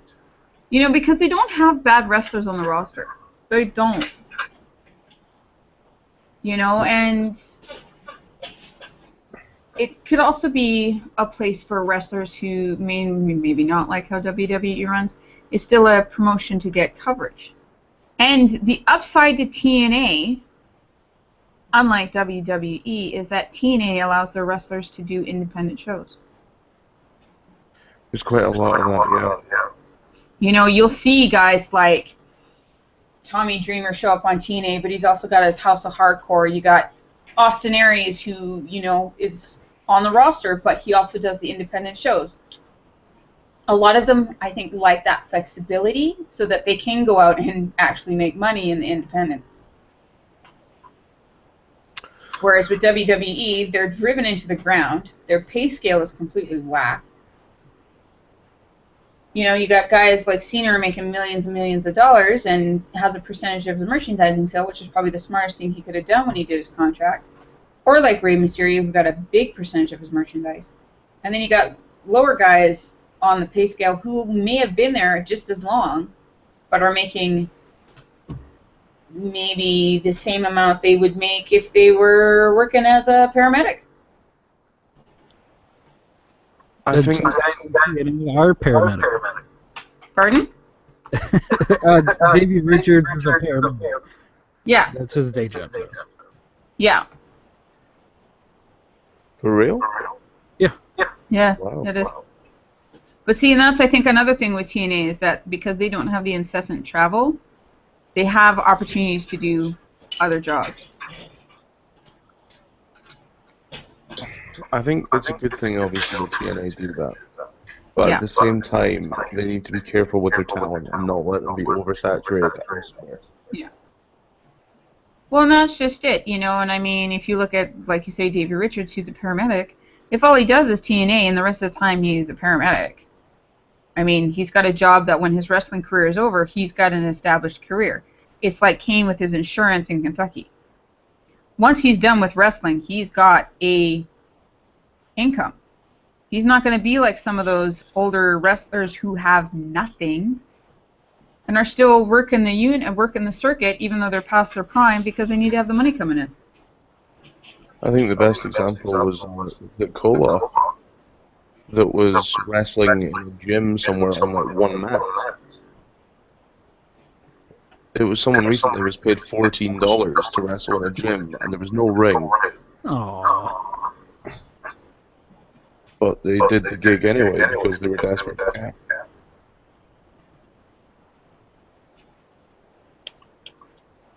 So obviously, as we come into, you know, like the WrestleMania season, I asked today on Twitter, what do you see as being the worst WrestleMania match of all time? So what's your thoughts, guys? The four-way pillow fight at WrestleMania 19? Yeah.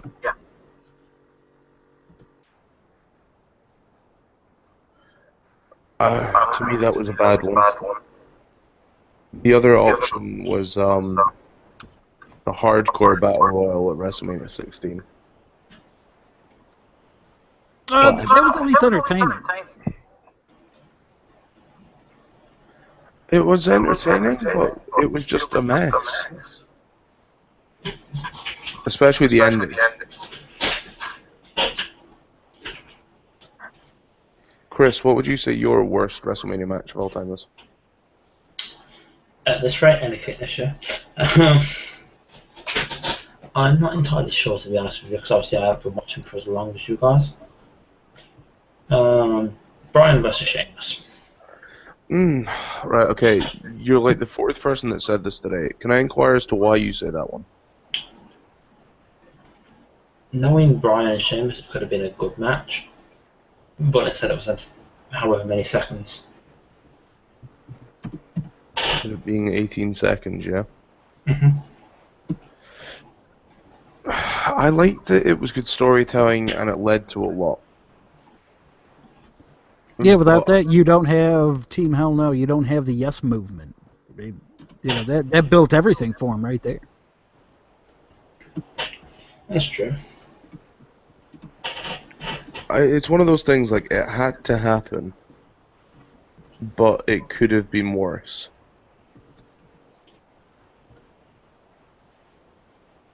Sure. I don't know. I mean, there's obviously been a lot of bad WrestleMania matches, a lot of them. But there is a handful of ones that obviously stick out. Yeah, To me, the Aki Bono Big Show one. Bret Hart, Vince McMahon. Ugh. Yeah, that was bad. That was just overly long, and it had like 1,000 chair shots, and Bret could barely move. It was bad. Yep. That's what was really bad about it. A lot of people said last year's Taker Lesnar match. I don't think it was a bad match. I think it was unfortunate, is what it was. Yeah. I mean, it's tough to say because everyone's got a different opinion. But there can't ever be one definitive awful WrestleMania match. I even had someone tell me that the Rock Cena matches were the worst Mania matches they've ever seen. Good Christ. There's our fucking wasim of the week. I have to admit, I'm not a Cena guy, but even I found popped at Cena Rock 2 when they went for the same sort of finish where, Cena got really cocky and did the people's elbow, the Rock jumped up and went to rock bottom, and Cena hung the ropes. I popped. I was like, well played. I'm kind of shocked, Chris. You made a joke there, even just about this year's Mania being the worst one you've ever seen. Mm-hmm. That card, to me, is awesome. Like, there is a lot of potential in this card. That means WrestleMania itself could be really good, just the build to it has been bad. Yeah, that's the issue. And to me, there's no Mania unless there's a build. No, I don't know. I think there's always WrestleMania. I just think there's no WrestleMania season as such. Yeah, the show's going to be fine. I mean, it's not going to be WrestleMania 2. I mean, the show will be good. It'll deliver in ring. But yeah, the lead up to it has been nothing. I mean, this is like the build that they should give to a regular pay-per-view, Yeah. not to WrestleMania. Oh, how do you feel about this now, by the way? Obviously, Vince McMahon, earlier in the year, has said that WrestleMania will no longer be numbered because it makes it feel old. Do you agree or disagree with this? What, they're just going to go by year then? No, it's just going to be WrestleMania. Oh, that's fucking stupid. That's There's no numbering, there's no year, it's WrestleMania. It's stupid. Stupid. I don't like it. You gotta do something to differentiate it from year to year. At least do the year number then. I mean, could you imagine if you said, hey, did you see Undertaker Triple H at WrestleMania? Did you see Undertaker Shawn Michaels at WrestleMania? Which one? WrestleMania? I mean, he did the same WrestleMania. It was just all Undertaker versus everyone. Yeah. 21-0 at WrestleMania, and it was all 1 year. Yeah, that's a short-sighted idea. I worry about it, because obviously they could do the same kind of thing with Survivor Series. At least they say the year in Survivor Series. Right, I mean, you don't see... what's the point? I mean, the Super Bowl, they're numbered. They are, and that's what bugs me, because Vince tried to compare it to the Super Bowl. Yeah. He was like, well, the Super Bowl's, it doesn't seem old. Like, but it does, but it doesn't matter. Crazy old man's lost his mind. He has, he's lost his mind, and it's sad. Did anyone see the photos of him recently as well with Wiz Khalifa?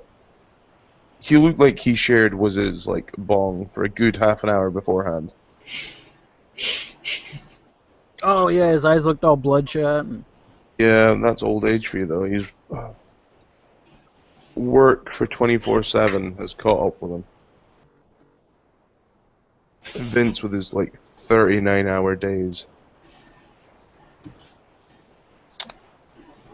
It's one of those awful things. It's a sad shame to see such a great man kind of disappear off. Yeah, you can't fight age. You can't fight age, but you can't fight Vince. Because he could be 90 and still be in the ring, which is sad. Ew. Hey, it's possible. Ew. I'd rather he didn't. But hey, they put Flair in the ring.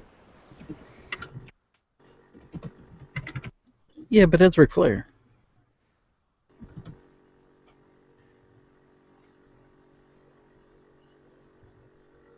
It's not a great thing, obviously. Flair's now kind of past. I don't want to say past his prime, but we all know he is. He was past his prime 15 years ago. I was just meaning his appearance. Seeing Flair appear has now lost its appeal as well. Yeah, but that goes to the overall problem of nothing feels special anymore. Like when they do the throwback Raws or whatever, it's always the same guys you see every time. Yeah, you're looking what $1 Million Man, Hacksaw Jim Duggan, Piper if he's around. Yeah, who's ever laying around backstage? Yeah, it'd be nice to see some new faces, but obviously as time goes on now as well, we're going to get some newer faces because, Raw Old School will soon become Raw Attitude Era Old School. I look forward to that. I do too, but I don't want to see Naked Midian. You say that now. No, I don't want to see wrinkly Naked Midian either. You say that now. It's awful. Actually, there's something interesting I'd like to see with Wyatt Taker over the next 2 weeks. Naked Midian? Members of the Ministry. Oh. Naked or not.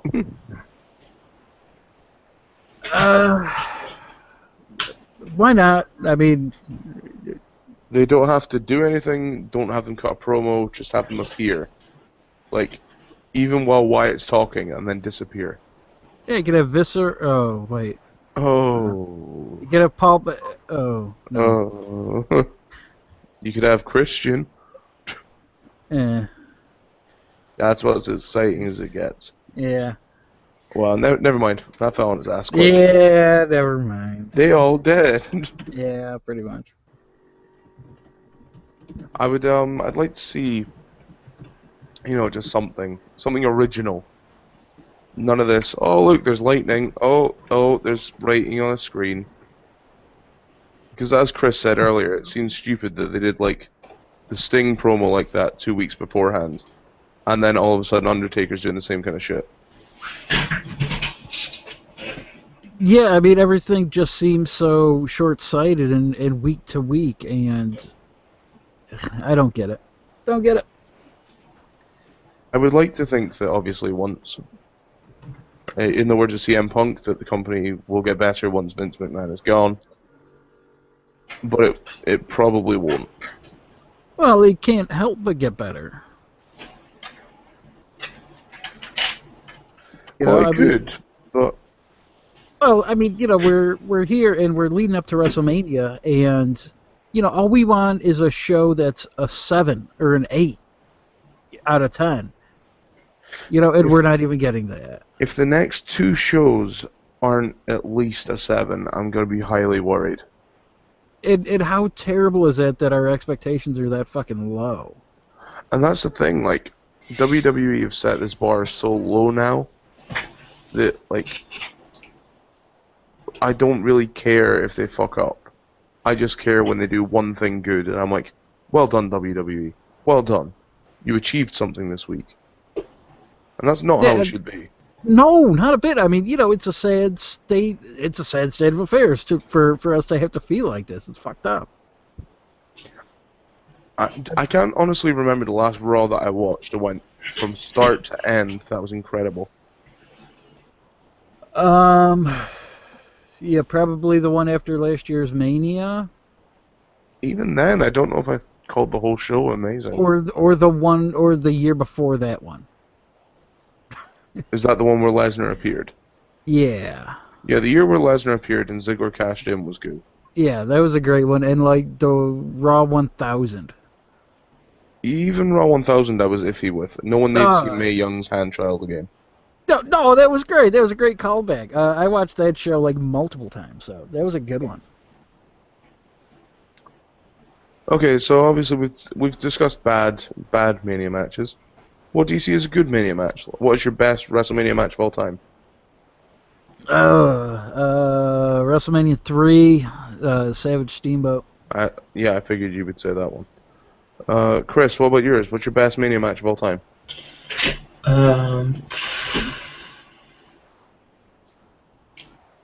No idea. Punk Taker. Okay, I'll accept it. Sadly, I would be tempted. Shawn Michaels Taker. Good shout. Do you know what? I watched that for the first time this week since it was shown. Looking back on it, I remembered it being a bigger deal. I think I preferred the second match to the first one because it meant more. Yeah, it had like the better near falls and all that. Yeah, Near falls. The promo I felt and the build to it was better. Actually, with running up that hill by Placebo. One of my favourite Mania matches, looking back at it, was Razor Ramon versus Shawn Michaels in the ladder match. Really good shout. Yeah, that was a good one. I'll throw in Brett versus Austin from 13. That's one of my favorites because that was such a perfect match. It had the crowd turned both guys in one match. It's that rare instance of both guys coming out all the better. I mean, that was a star-making match for Austin. I'd like to say as an honorable mention, maybe Benoit Angle Jericho at 16. I'll put the main event from 20 above that one, the triple threat, where Benoit won. Yeah, it was good, but can't talk about them anymore. Yeah, we can, because of differentiate between the wrestler and the person.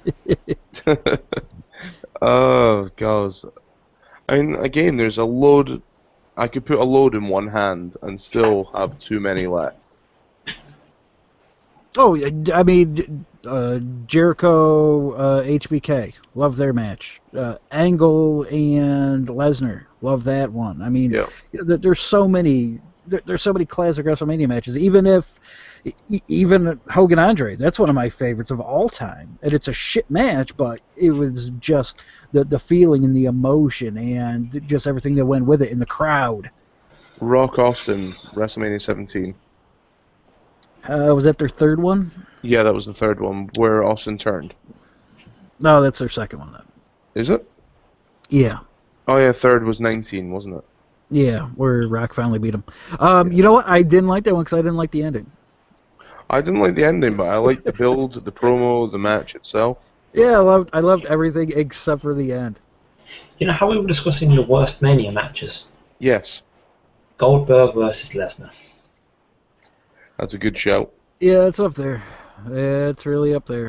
Because that was just the perfect storm of shit. That was it. You know, that was a perfect shit storm. Because I remember watching that show live, and it had just kind of trickling out that, oh boy, these guys aren't going to be around come tomorrow. And, Yeah, it was unusual that neither guy was going to be left. yeah, and you didn't really know that leading up to the show. Yeah, like one of my friends told me as we're watching it. And so, you know, so we're hopping on the computer and all that and checking it out. And yeah, it seemed like as the match started that, you know, one person knew it and then told the next person, then they told the next person. It just grew from there. And they just shit on the match, and those guys had no idea what to do. And it's a fucking shame. Because it had a good build. It did. It had an interesting build as well, like Goldberg coming over the railing at No Way Out. Yeah, cost him Brock the title. I mean, it started at the Royal Rumble. It was really good. But yeah, those guys just didn't know how to think on their feet on that big of a stage. It was bad. I'll go another bad one was Taker versus Big Show and A-Train. Well, that's only because they had no confidence in Nathan Jones. So they had confidence in him to do one move, a spin kick. That was it. That guy was a fucking wreck. I'll put Taker Giant Gonzalez above that one. Oh yeah, wow. Yeah, which I watched not too long ago, and it's just garbage. Wasn't really fond. I know it's not. Was that a Mania match? Was Taker Flair a Mania match? Yes, it was. Yeah, Yeah, because that one. he was still badass Taker, right? Yeah, I didn't like that one. I'm not remembering it, so it couldn't have been that great. Oh, right. I've got to put this to you guys. I spoke about this once with a friend this week. Obviously, last year was the streak being broken, and we saw Brock Lesnar do it. Now, years ago at the UFC fight, it's very clear that Taker says to Lesnar, "Do you want to do it?" Do you feel that that has any relevance to the match? Yes, Do you feel that was them asking him to come back? that was them asking him to come back years ago. It Yeah, wasn't that's what I thought. relevant to this. This, I think that in Taker's mind, because Lesnar has been a friend, and obviously from a corporate position, Lesnar's the guy who looks the part. Those two together work. I think he wanted Lesnar to end it years ago. I don't necessarily think it had anything to do with it happening last year. I think, to me, like, even if it doesn't have anything to do with it, it's like that perfect story. Oh yeah. You know, it's just there, it's brilliantly put together. I think that he was just asking him to fuck. That was it. So. You want to do it? You're all hot and sweaty? Let's go, you and me, let's do it. Yeah, you just got beaten up. Come on, I'll pound you. Ugh. Get out of here. Wow. I don't know, I mean, I would love to think it was one of those things that Taker and Brock, like, had major issues. Because they've spoken before, and Taker's said, like, he won't talk about it. Because it's in the past. And Brock's mentioned it was just an issue they had. But I don't think that was the case at all. Like, we all know that wrestlers lie. Oh yeah, you know, you're always working. You know, you even when you're not working, you give the illusion that you're working. So Yeah, like speak to Hogan, Jesus. yeah, you know, you live the gimmick no matter what it is. So What? It's like what we said last week as well about the whole Lesnar going to UFC thing. We said, could it be a work? You know.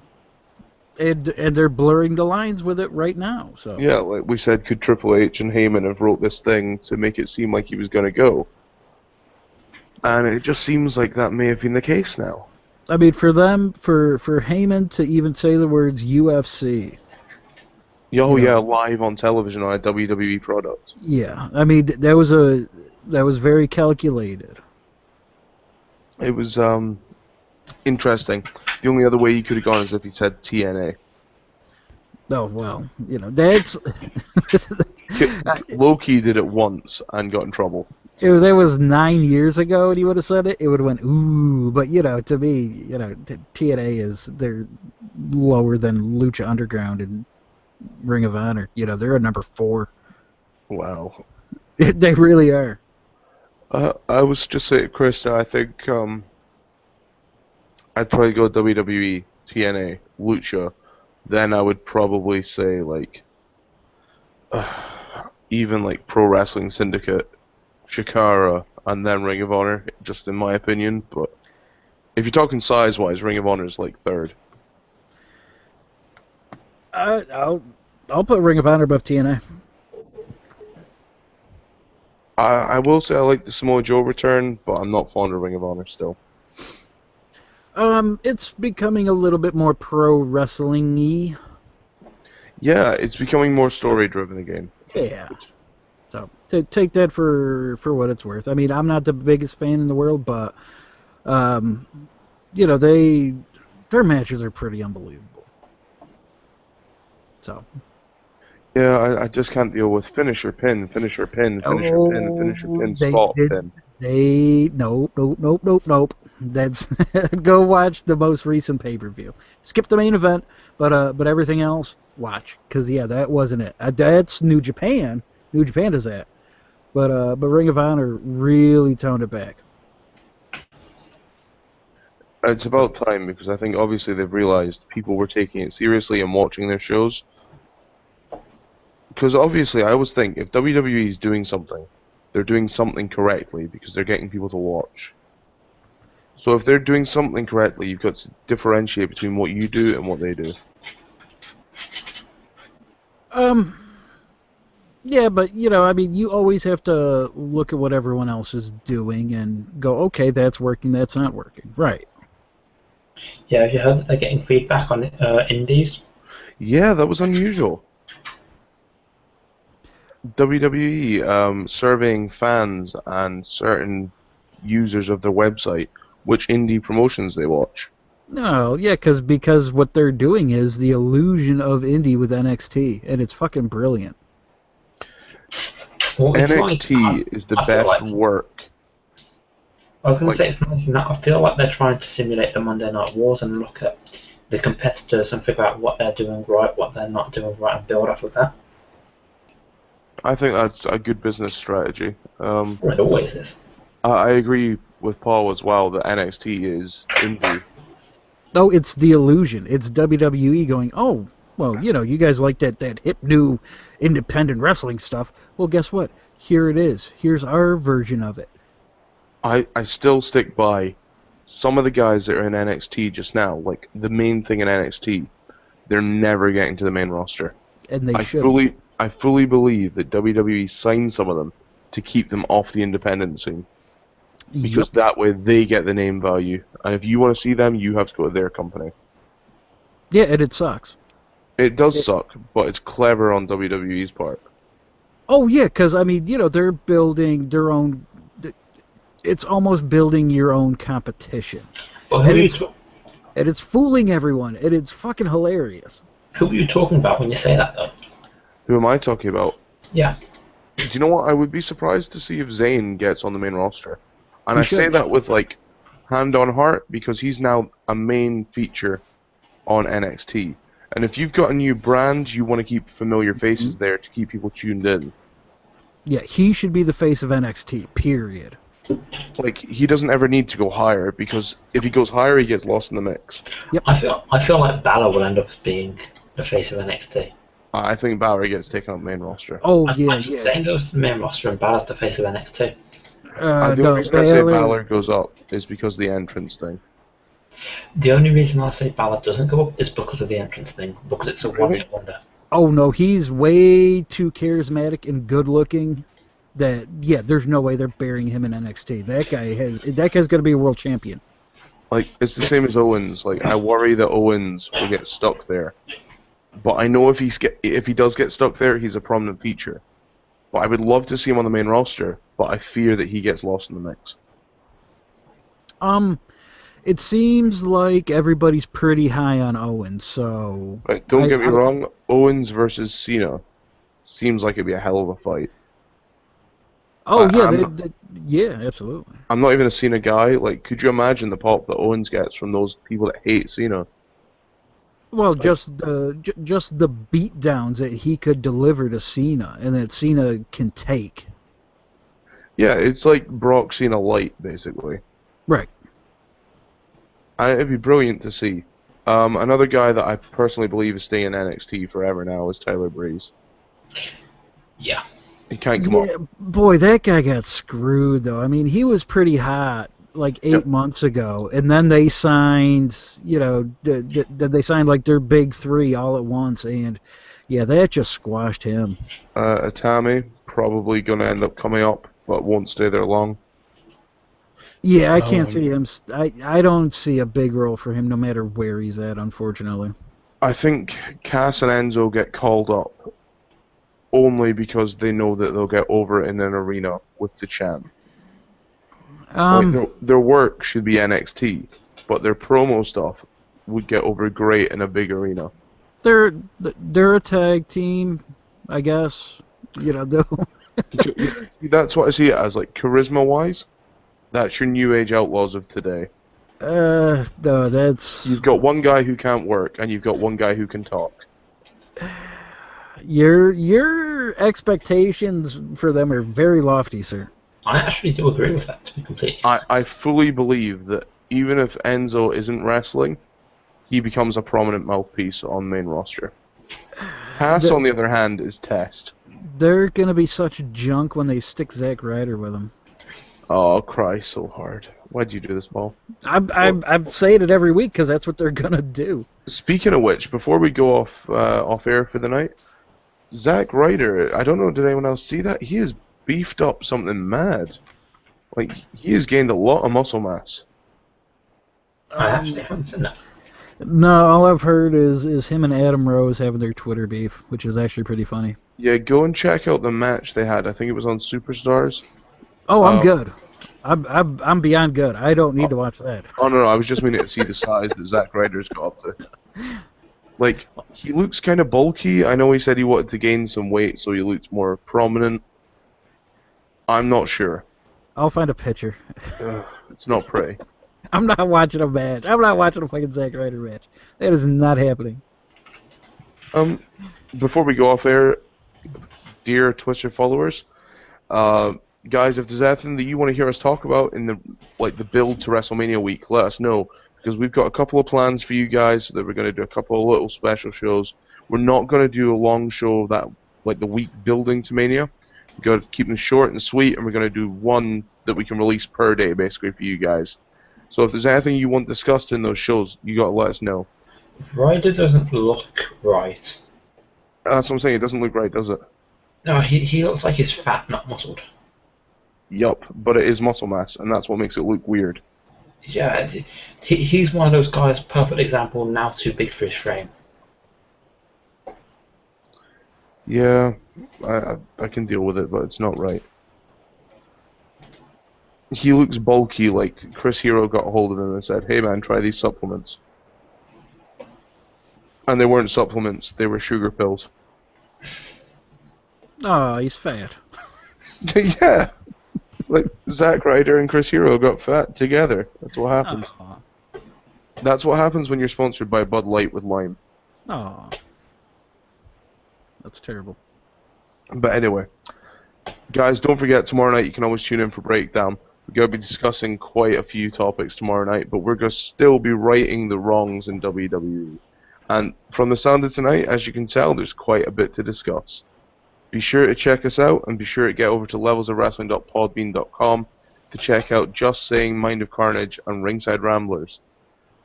Always fresh content, always the best content. Don't miss it.